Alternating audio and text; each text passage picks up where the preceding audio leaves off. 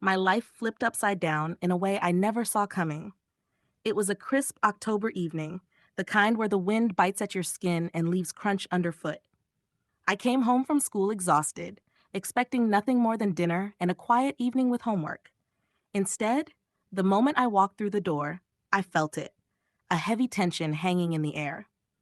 Robert, my mom's new husband, was slouched on the couch, his glare following me like a predator sizing up its prey.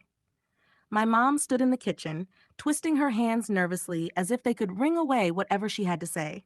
"We need to talk," she said, her voice wavering. That phrase had never once preceded good news. My stomach churned as I dropped my backpack by the door and took a seat, bracing myself. "We've been thinking," Robert began, his tone colder than the evening wind that howled outside. "It's time for you to be more independent. Things are tight with the twins, and we can't keep supporting you." The twins, my half-siblings, two cherubic toddlers who had, in the 2 years since their birth, become the gravitational center of my mom's world. Every ounce of her attention, every spare dollar, every shred of patience, it all went to them. I turned to my mom, silently pleading for her to intervene, to tell me this wasn't her idea. She couldn't meet my eyes. "You're kicking me out?" My voice trembled with disbelief. "It's not like that," she said quickly, her words tumbling over themselves. "You can stay with Grandma and Grandpa. They have plenty of room, and you'll still be close by." As if proximity would soften the blow of being discarded. The days that followed were a blur of hastily packed boxes and sleepless nights. My grandparents welcomed me with warmth and open arms, but their kindness couldn't dull the sting of rejection. My mother, the one person who was supposed to love me unconditionally, had chosen her new family over me. At my grandparents' house, I threw myself into survival mode. I balanced school and a part-time job at a diner, determined to prove my worth.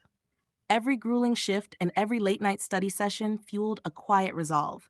I would build a life for myself, one where I'd never have to rely on anyone else. Years passed, and I made good on that promise. I graduated with honors and earned a scholarship to a prestigious university. I worked multiple jobs to make ends meet, never once asking my mom for a dime. By the time I crossed the graduation stage, I had a job offer from a top firm, a solid plan, and a future that was finally my own.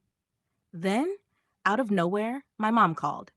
"It's been so long," she said, her voice syrupy sweet, the kind of tone that set off alarm bells. "I've missed you." I froze, unsure how to respond. Part of me wanted to hang up. Another part, the one that still craved a mother's love, kept me on the line. "The twins are heading to college soon," she continued, her voice laced with feigned cheerfulness. "It's so expensive, and Robert's hours have been cut. I was thinking, since you're doing so well, maybe you could help out?" I nearly laughed, though there was no humor in it. "You're asking me for money? After everything?" Her tone sharpened instantly. "Don't act like we didn't sacrifice for you. We did the best we could." "Sacrifice?" My voice cracked with anger. "You mean abandoning me at 16? Forcing me to fend for myself so you could play happy family with Robert and the twins?" The call devolved into a shouting match. By the end, I'd hung up and blocked her number, but my mom wasn't done. Over the following weeks, I was bombarded with emails and voicemails, each one more manipulative than the last. She even showed up at my office, causing such a scene that security had to escort her out.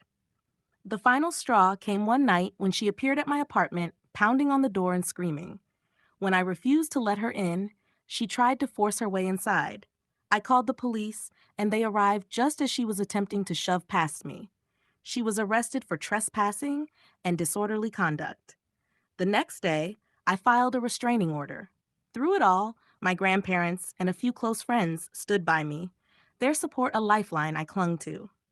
Therapy became another anchor. It helped me unpack years of hurt and taught me to set boundaries, even with family.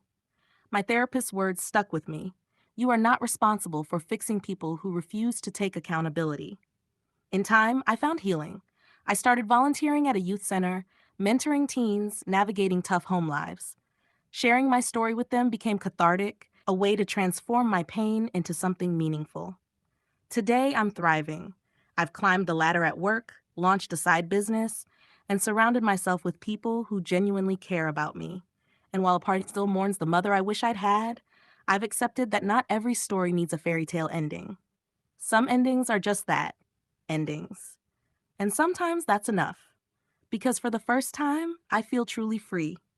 Free to live my life on my terms, free to decide who gets to be part of my journey, and free to embrace the future with open arms.